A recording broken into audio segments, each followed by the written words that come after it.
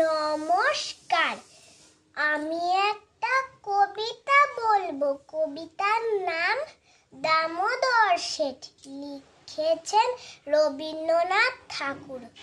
অল্পেতে খুশি হবে দামোদর শেঠ কি? মূর্খির মোয়া চাই, চাই ভাজা ভেটকি। আনবে কটকি জুতো, মুটকিতে ঘি এনো।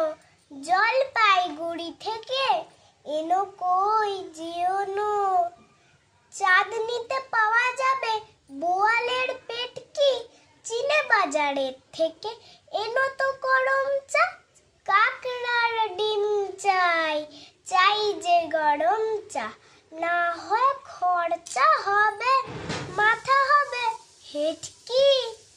মনে রেখো বড় মাপের খরা চাই আয়োজন।